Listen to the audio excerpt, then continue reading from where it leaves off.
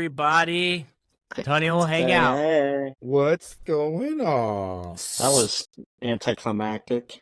What's going on? Well, we got a great podcast for you guys today. We just had a great weekend at Real Recovery, which we're going to get into that later.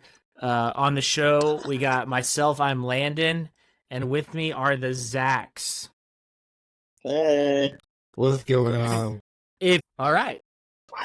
If your name is Zach and you've caught a carp, raise your hand. Would you look at that? Another Zach's caught a carp now. All right, cut to the video. Cut to the video. You guys want to get right into it? Let's go to the video first. Okay. All right, here we go. Today for you guys, we have some raw, unedited footage of Zach catching his first carp and almost fumbling the bag on the video. No, I totally fumbled the bag on the video. Yeah, okay, you totally However, fumbled the bag on the great. video. The video is still great, though. Thankfully, we got some professional pictures after the fact, but Zach was almost stuck with only this video. So here we go. Here we go.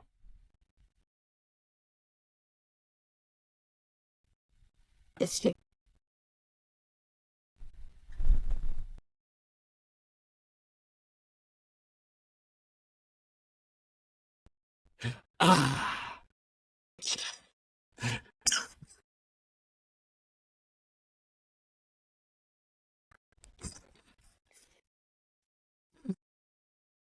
Such grace. What elegance. This is new. Oh, no.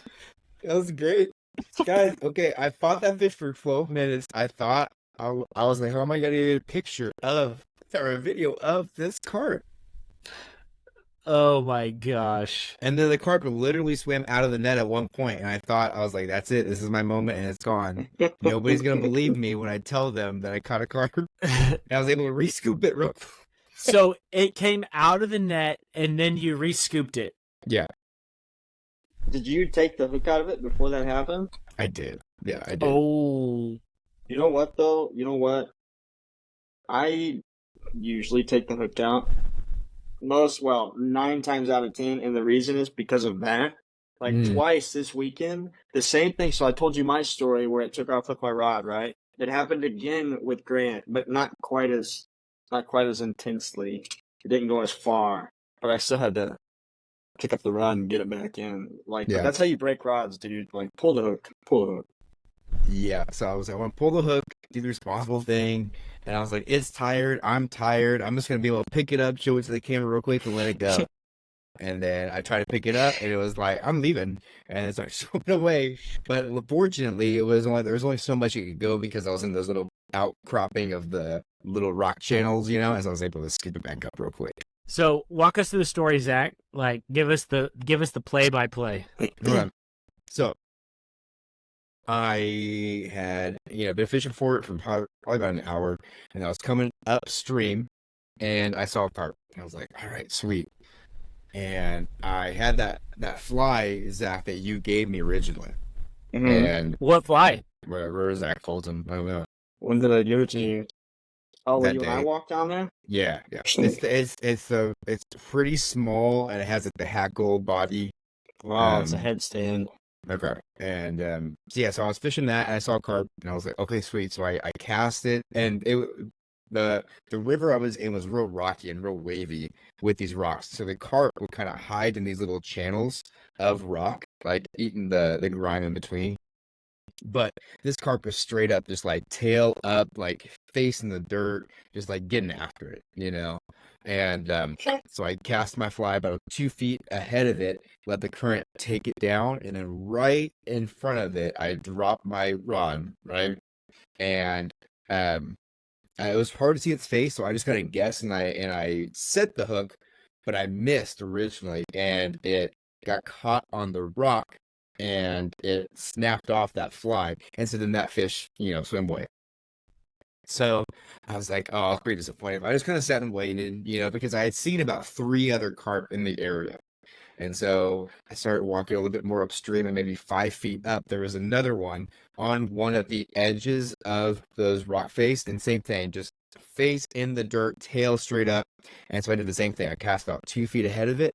Oh, but I changed to a pretty fat carp fly. And there's been some debate about what it's called because at the time, I don't know. I went to Orvis one day and just bought, 10 different types of carp flies just to put in my box. But it was a pretty good size fly for carp.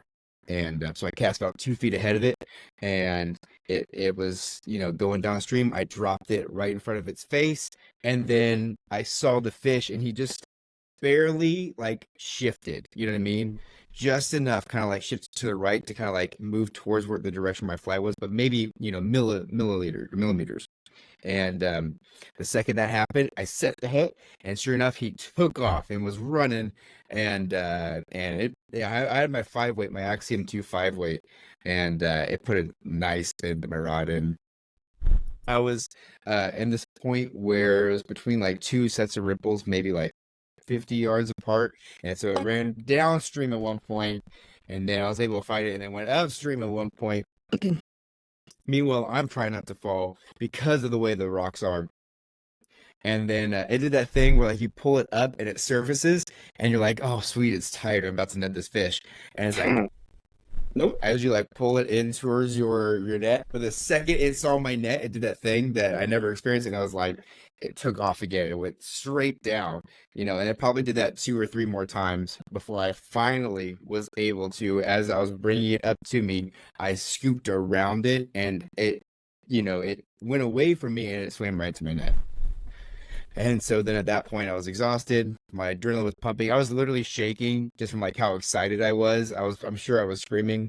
Actually, I know I was screaming because we just saw it. So Yeah. while I was trying to get my video of it, Gabe started walking down because nobody was with me. And I saw Gabe, and I was like, oh man, he said that he heard what sounded like children playing and screaming at the other end of the river, and that's when he decided to figure out what's going on. And so then he took some heard an old lady really screaming for help. and then he took some really nice photos that I'm fortunate that he got, because I have a great way of remembering that fish and that day. So it's pretty cool. Okay. So now that you have caught a carp, Mm-hmm. how has your opinion of carp and carp fishing changed, Mm. if at all? I mean, it was by far one of the most fun fish to fight, especially for saltwater. That's freshwater, so. I mean, like even comparing to saltwater, you know what I mean? Okay, Like okay. out of like the fight for a carp was on par with like my best redfish. You know what I mean? I think I've only had one fish that was harder to fight, and it was one of those San Juan trout. And that's mainly because of the tippet and the fly that I was using, So it's a little more technical than the carp. Because I wasn't really worried about breaking off this fish, because actually I had I had lost my tippet when I lost that Zach's fly. I actually lost my tippet, and so I only had about 4 feet of leader and then a tiny bit of tippet that I tied the next fly on. And so I was lucky that fish was so engrossed in eating. Otherwise, I don't know what would happen. But that being said, it was so much fun, and I definitely am gonna keep it up and keep doing it, and just have carp-centric days, because I feel like that's the move. I'm sure if you go out bass fishing or just like hitting the quad, or whatever, you can catch a carp, obviously, but I think carp are so specific that you almost have to be looking for them and be like, that's my target today, is carp, because if you're not, you'll spook them, you'll find them, or you just won't be prepared. So, excuse me, you're going to, like, from now on, it's like, oh, today's going to be a carp day. You're just going to throw it into the rotation more. Yeah. Yeah, even though you were going to do that beforehand because you hadn't caught one, but now that you caught one, you're still going to keep it in the rotation and kind of make it a priority. Yeah, I definitely think so. Hey, like I kind of hit the same old spots over and over again, and so now I'll throw in like, oh, hey, today's going to be a carp day, and let's go. Have you seen carp at your same old spots? Yes, I have. Yeah, but there's like one or two spots where they're at. They're not really throughout the entire area.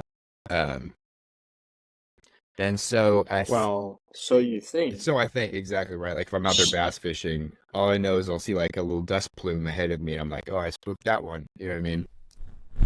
And so I have a few other places that I can target carp too. So if I do like a carp day, I'll probably end up going to one of those places. Yeah. Yeah, it makes sense.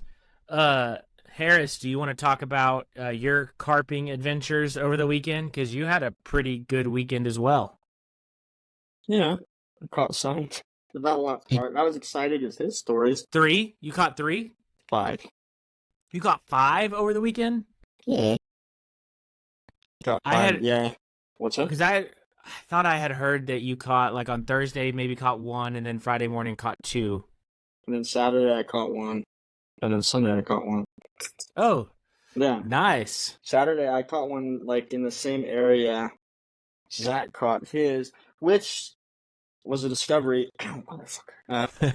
Look, man, you knew what you're getting yourself into by going live. All right, there's no beat button on this thing. Yeah, we found him in a spot that we never would have guessed on Saturday. Right? Never in all the years we've done real recovery, never would have guessed. Yeah. In fact, everybody told me before I went out on Sunday, don't go down there because like you won't find him. You need to go to this other spot. Mm-hmm. But then I didn't have my car, and actually it kind of worked out because I didn't have my car with me because I rode up with John, and so I was forced to fish that area that everybody was like, "Oh, there's hardly anything down there." Wait a minute, so because I had caught one down there on Saturday, and I know I told everybody because I ran into the dining hall yelling. Yeah, I think when they were saying like there's nothing down there, they meant it more of like that might be the one that's down there, and then if you go to this other place, you're gonna have like shot after shot after shot. Yeah, exactly. Well, I think I know the other place they were talking about, and I think you made the right choice because the other place is not so carpy. They're there, but it's deeper. Yeah, so it would have been a lot harder. You know what's crazy too is that was dry in the fall at the fall retreat, dude. Like where you caught that carp was dry. Yeah, at the house, like I have pictures from the fall where it's just desert. There's no water. There's actually like me and Ricky walked it. And I was taking pictures of literal carp skeletons. Like I've got the pictures of them because it was like just decimated. Yeah. And then we go back out there and dude, it was stupid. It was ridiculous. Were either of you guys there for Ricky catching his first carp? Because another guy caught his first carp over the retreat weekend as well. It was a good carp weekend. Dude, it was. You know what's weird though? Okay, so I was like in the area for Ricky. Like I wasn't right next to him, but Chris called to me and I ran over there. But last week this dude messaged me asking like advice on catching one, right? Asking me like certain tips for certain things. He sent me a photo today of his first carp that he caught this weekend. So that's 3 people that I'm like connected to, right? It's just really weird that it was all in this weekend. That's crazy. So what you're saying is to all the listeners, listeners is if you want to catch a carp, you need to meet Zach Harris. No, I'm just saying I can count on my fingers. Well, that sounded pretty lame actually. There's more than just the 2. Like it's just crazy to know that a lot of people got their first carp this weekend. Like what was this weekend? And then another guy at the retreat who was visiting on Sunday caught a carp. That was his second one. That was his second carp. So I'm kind of for the live listeners right now. I'm kind of excited because Grant followed. I mean, we both fished, but at one point he was following me around just trying to get a video, and So this story was. We're walking, like, we kept blowing shots, and then finally, it was getting hard to see, but we saw, like, dude, what looked like 6 fish. Oh, Steve Edwards is texting me. Oh, Jesus. I exited. Hang on. Left us. Anyway, so it looked like 5 or 6 carp feeding, and I casted the first one. Boom, nothing. Casted the second one, nothing. And I finally cast. Anyway, I got to eat. He got the whole thing on video. Like, I'm pretty stoked.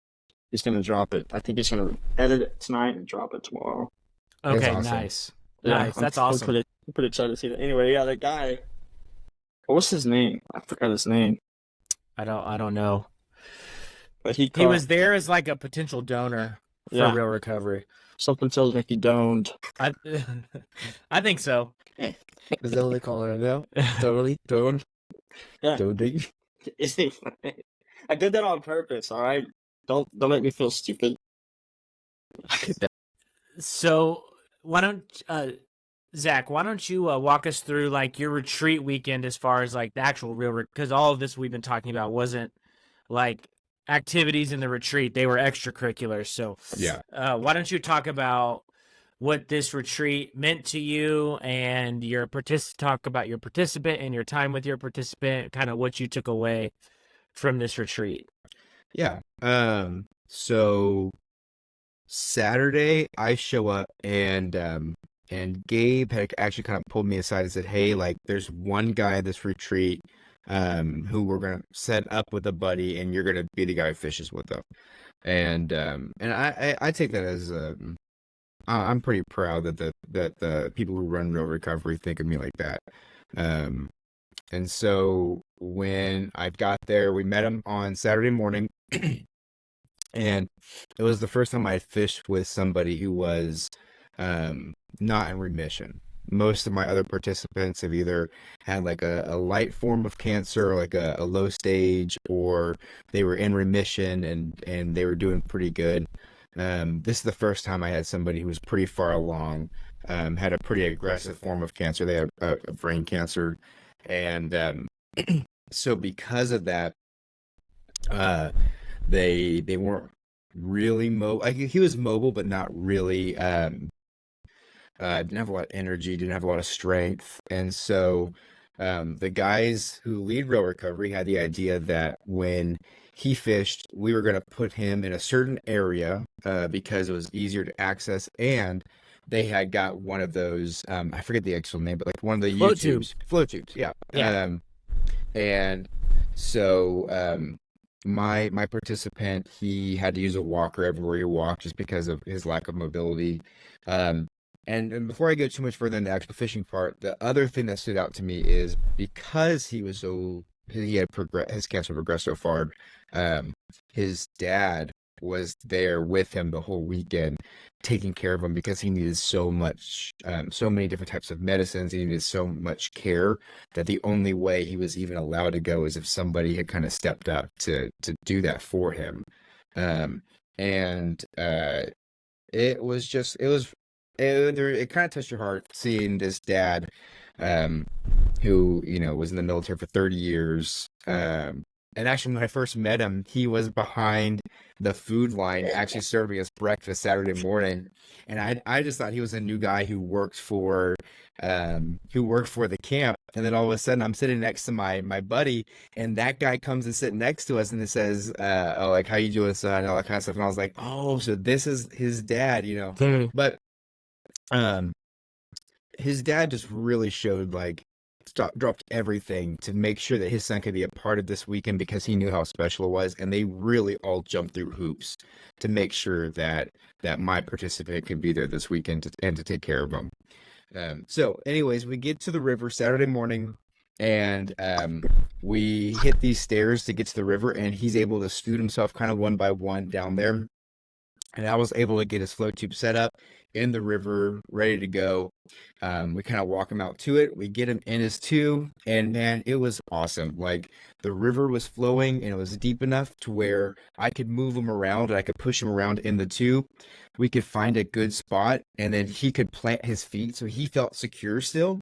And then he had enough mobility to kind of do some lob casts over, and I have a certain type of rig that I set up for my Real Recovery guys, especially when early on when we're first fishing, because I want them to get on their fish. I want them to be successful, and then we'll focus on, like, if they want to learn more casting and that kind of stuff, And so with being there for maybe 10 minutes, he caught his first panfish, and he set that hook in that panfish, did us a huge favor and smacked the hell out of it.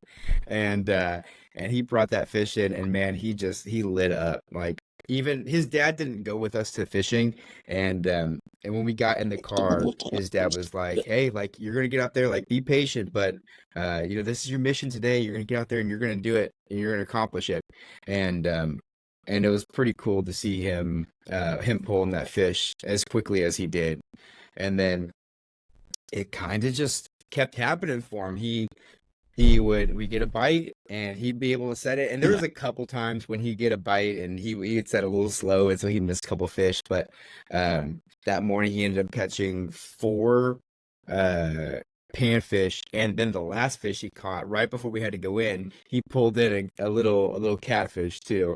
Nice. And so he was able to feel a good fight on his rod, but as we were they're calling us back in, I'm pushing him back inside or back to the stairs.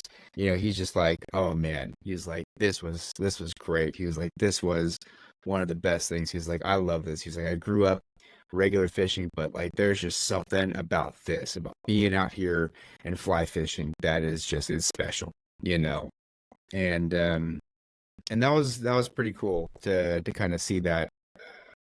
It's just so much joy, and like, he's going through so much right now, that I really felt like when he was out there, he was just about him having a good time.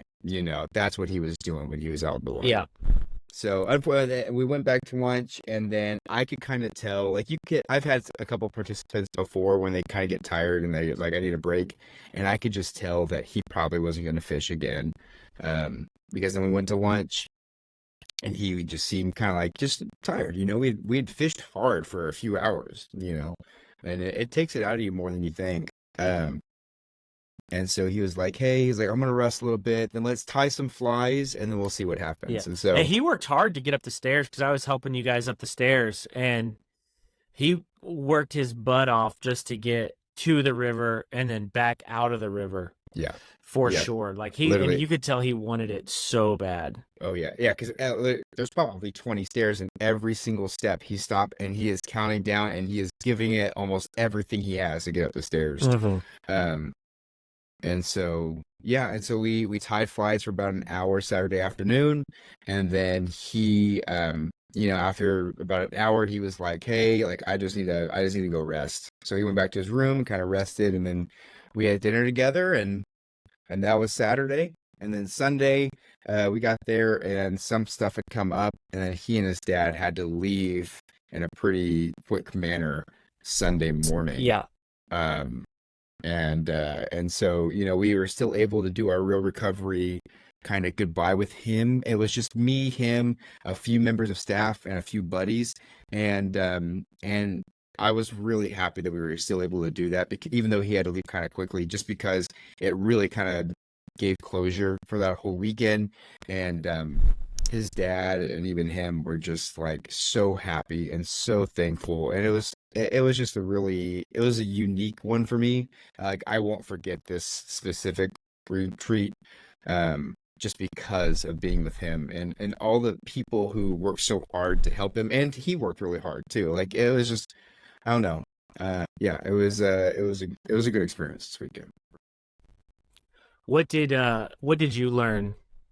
What's your takeaway?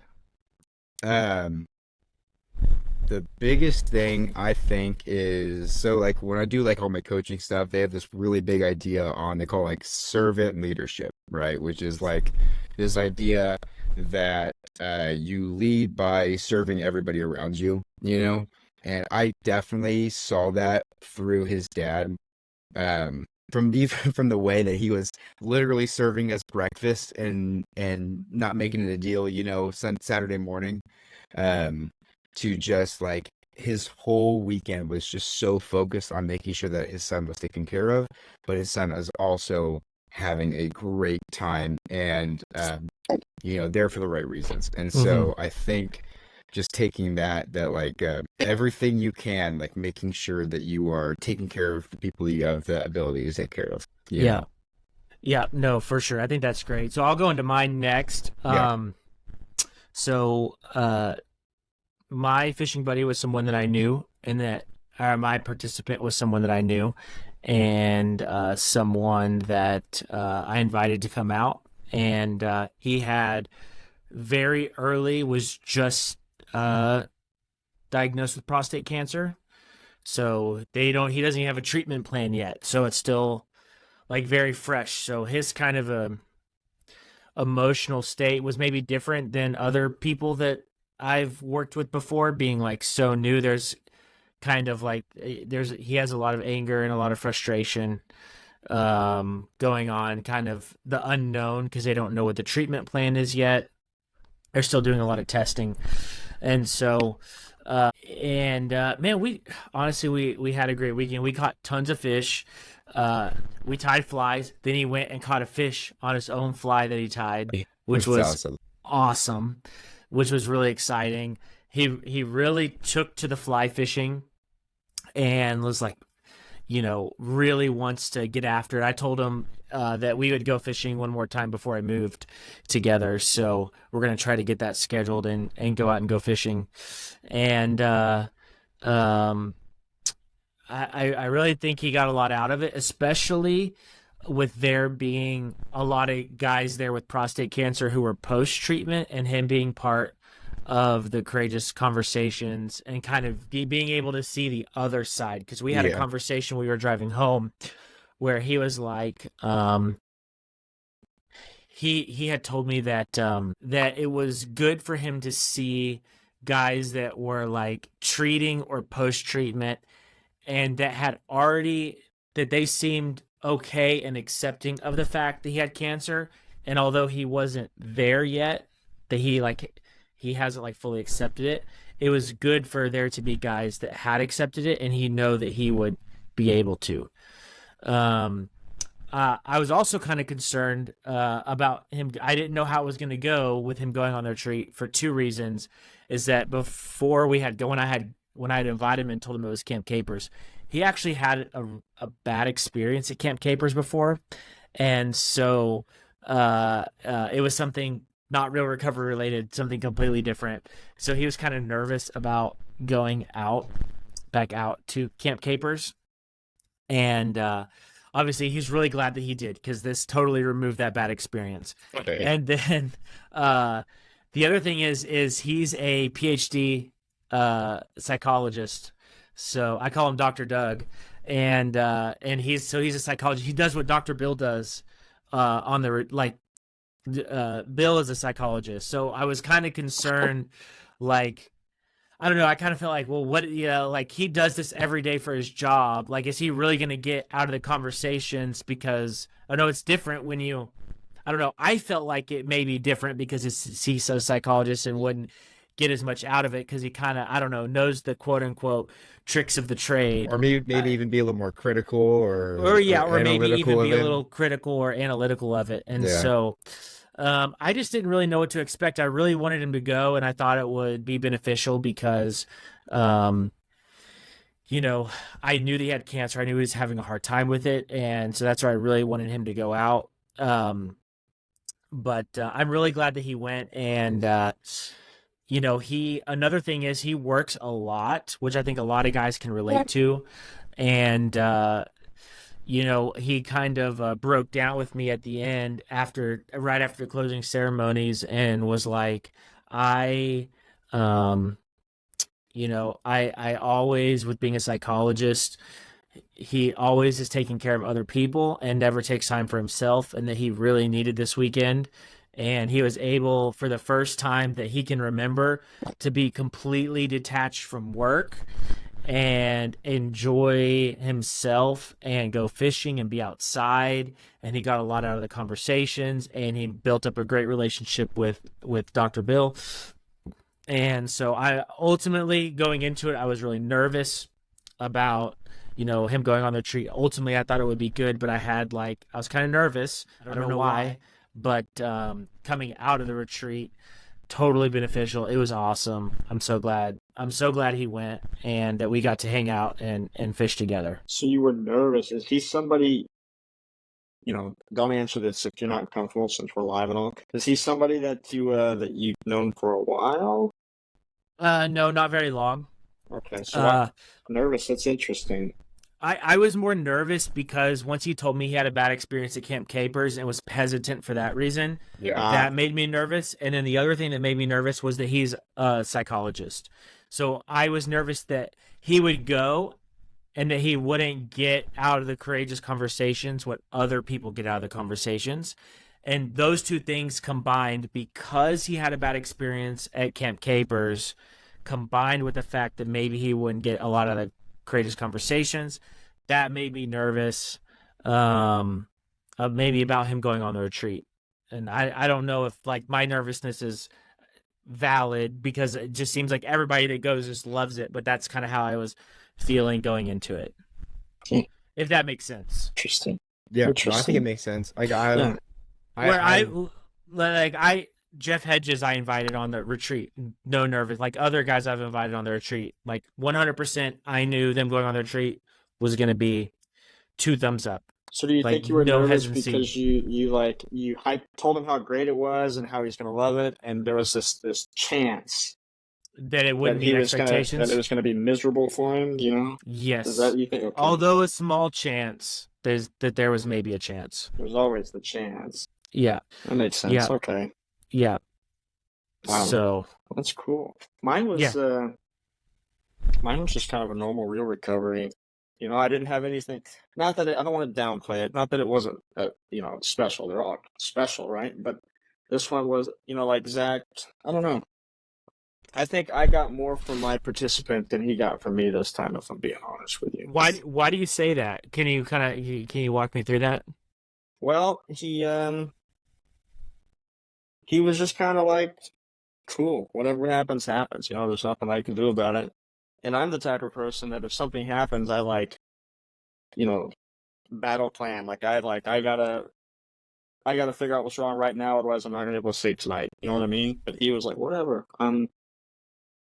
I've got what I got, and there's nothing I can do about it, and we'll treat it as we can. But if whatever happens, happens. So I was like, okay. That's why I say, I don't know. It was more. I mean, there's not a lot to say about it. That's really it. He was just so calm and cool about it. Hell, we talked about concerts more than anything. Yeah. It was interesting, different. Did your guy fish the whole time? No. We fished the first half of Saturday, so that's okay. That's kind of a funny story. So we fished the first half of Saturday, all day long. Didn't catch any fish. We go to lunch, and then afterward, like we had from 12:30 to 5:30 to fish, right? So I told him I knew that he might be a little tired because we scaled this staircase, and I had warned him it was a bad one, but he said no, we're fine, and we went anyway. I could tell he was tired, so I told him like, hey, if you want to take a nap or something, like, don't hesitate, go ahead. We got 5 hours to go fish. 5 hours. She was like, yeah, you know what? Meet back here at 2:30. I said, okay. So he goes and takes a nap. And I said, I'm going to go carp fishing, right? So I go out there, and I'm walking, and I'm exploring a new area to see if I can find, a new spot. And I walked until about 2 o'clock. And I was like, okay, I got to turn around. I got to try to be back there by 2:30. Hadn't seen any fish yet, so I'm like, whatever. So I'm walking back, and I get close to that staircase that I warned him not to climb, right? And I see mud on the other side of the river. I thought, oh my God. And sure enough, there it was, this fish. And it had just turned to go into deep water as my fly landed. And I pulled it in front of his face and dropped it, and he rose up and smashed it. So I'm fighting, right? Zach knows you're in fast water, so I had to chase him downstream to keep up with it because he took off downstream super in these rocky. ruts. There's nothing I could do, so I'm running, finally land the fish, and I have him in the net in the water, and I'm setting up my phone, and I go to take a picture, and it's kind of the same thing that happened. The fish jumps out of my hands, phone falls in the river, new phone by the way, in the river. Fish takes off, my rod is still hooked up. I have to refight the fish. Nobody came to my help or seemed to help me. Anyways, Or take photos. Land the fish, get the pictures, and it's like 2:27 at this point. It's like, son of I got to get back. He's gonna be there, and I don't want everybody to think that I did something to go fishing. So I get there, I'm hauling ass, running. I'm covered in mud. I'm soaking wet. I burst into the dining hall. Said, I got one. Where's so and so? He was still asleep. He woke up at about 4.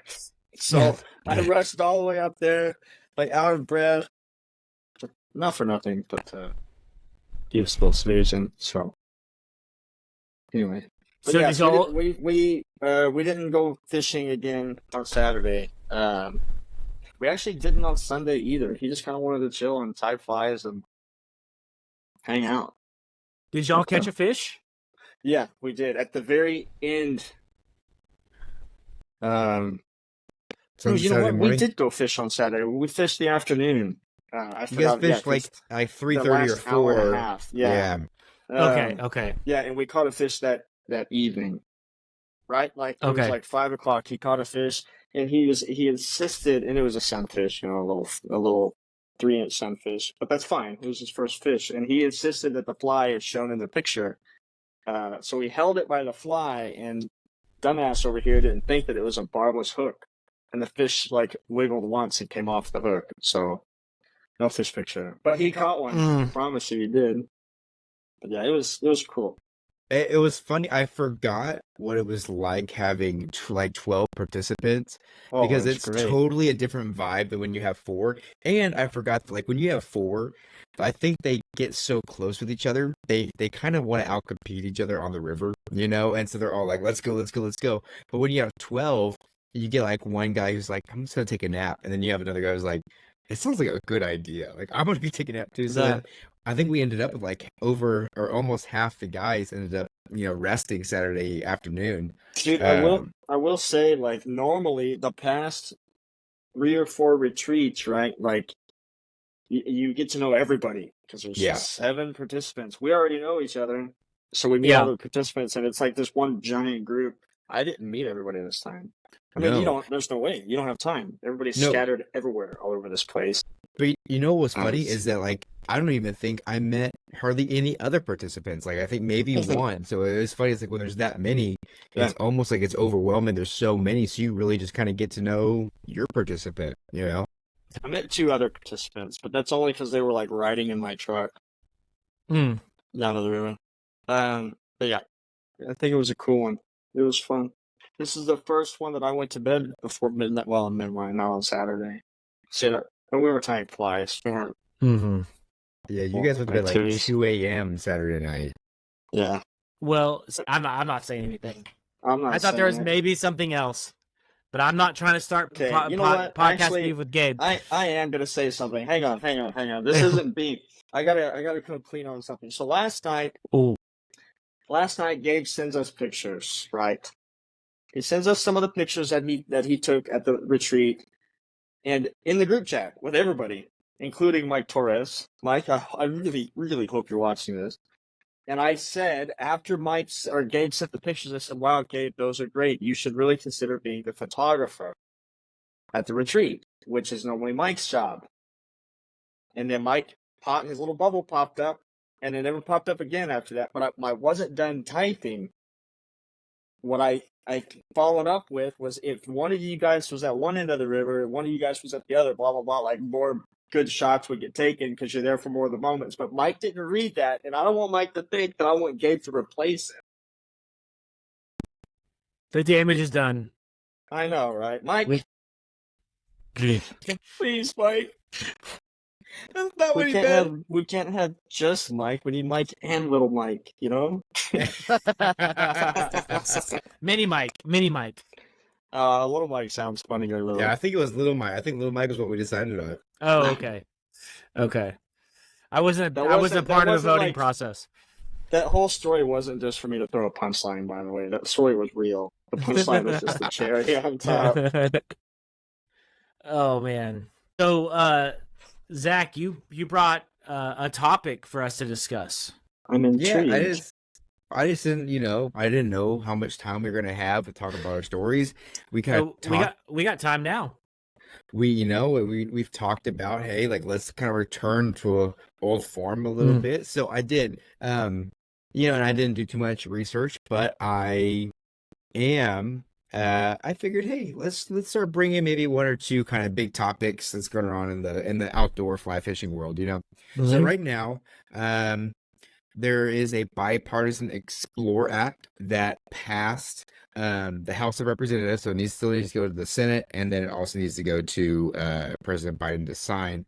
But essentially, it was signed by like thousands of outdoor recreation agencies, whether that's nonprofits to businesses and stuff like that.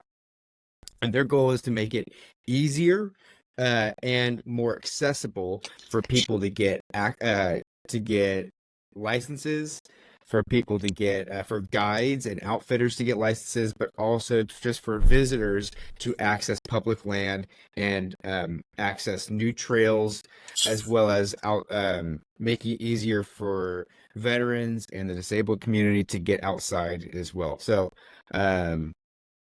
there's a little bit of information there. I found this on Fly Lords, but there's a couple other different places that were covering it. Do you know what like how the money's going to be allocated, as far as like if this passes, what steps they're actually going to take to make these things happen, or what the goal would be? I don't. Yeah, I don't know as far as how that would go.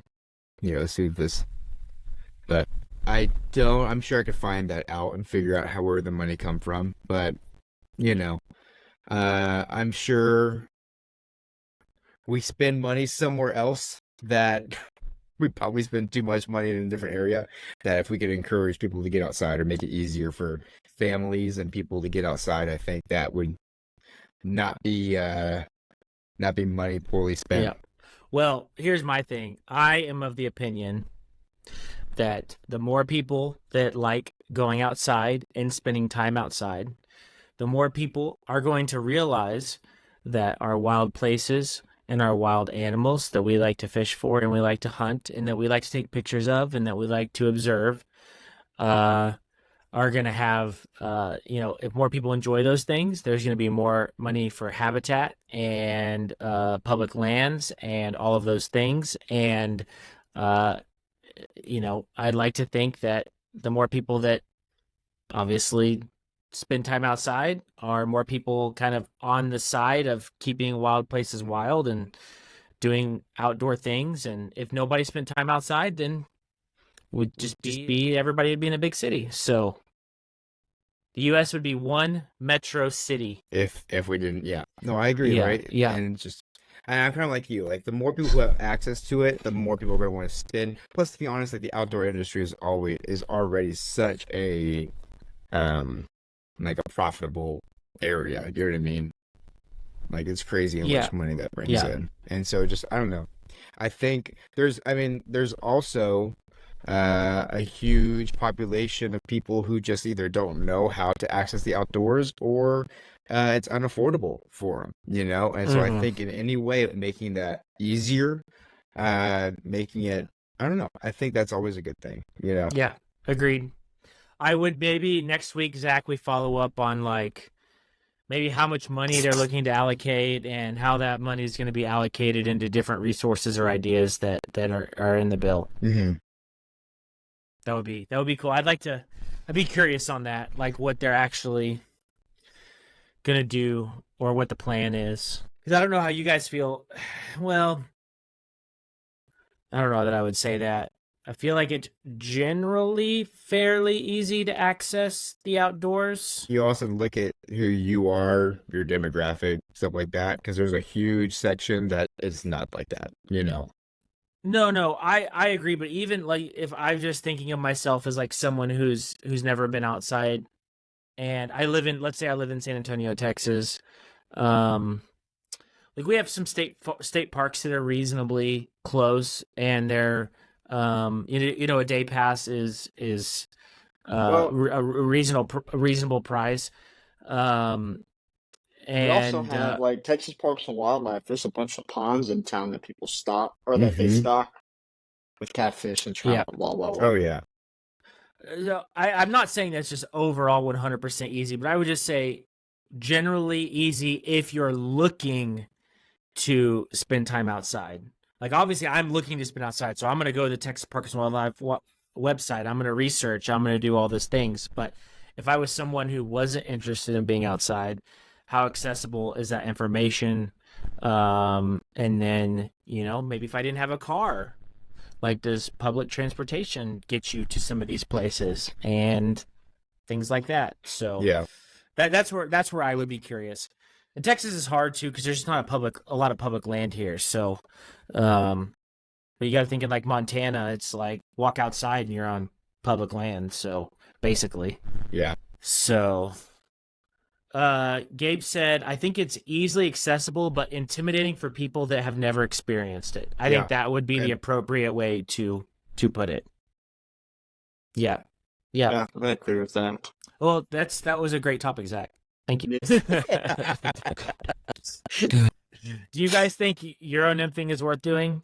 No, Hell it's no. trash. It's a waste of time. No. What is that? Case closed. You know what? I will say Case closed. I give the Euro Nymph thing a lot of, specifically one Euro Nymph for a lot of that all the time. But dude, they catch a shit ton of fish. Like, Right. way more than I could ever imagine. How you know what's more badass than Euro Nymphing? Putting 2 flies underneath a bobber. Dude, right? It's like From what I Yeah. witnessed this weekend, that works pretty well. Shit. That worked very well. And then are we just conventional fishing at that point? Hey, Basically, a conventional. I have a No. beer in my hand with a conventional fish. you can have a beer in your hand when you have an indicator on. You just hold your finger on the fly line and you just roll cast all day. That's actually true. Yeah, I tried doing that earlier and it worked out. My first Guadalupe trout, I had a beer in my hand. dude, See? I Yep, it happens. think I had any time I was fishing like away from the retreat this weekend. I think I had a beer at least in my pack. At least. Yeah, a little back actually, Ricky shotgunned one after he got his first carp. Oh, Like we cheersed, and then he like the freaking caveman like bit it, and then shotgunned it like the Did he animal. really? Yeah, it's so bad Are for your Are teeth. his teeth okay? I'm not sure actually. He didn't talk the rest of the weekend.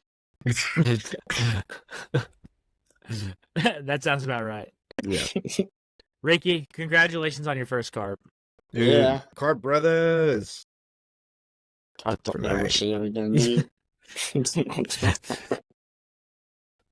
Makes me Ah. think of something else you guys don't want to be. Blood Brothers. Long distance Well- casters.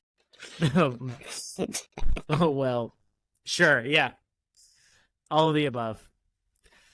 All right, guys. Did it? It was a What- good, it was is a that good it? podcast. That's yeah, all it was she a good wrote? podcast. That's all she wrote. Yeah. Good job, everybody. Clay? Well, I'll be comparing this to last week's episode when I look up tomorrow. Something new that we're adding to the podcast is closing words from Zach Harris. And so, Zach, the Oh. floor is yours. I wish I would have known about this. I would have come up with some shit.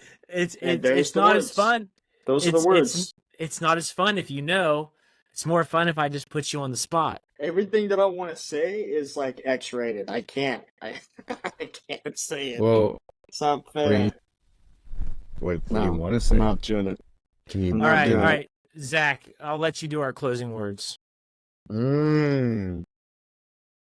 Yeah, I feel Ah. the pressure now. I get it. I get Yeah. how it. I get Yeah. how it goes. Yeah. I'm not a fan of this part. I think I the don't closing know. words should be, if I would have known about this, I could have thought of some shit to say.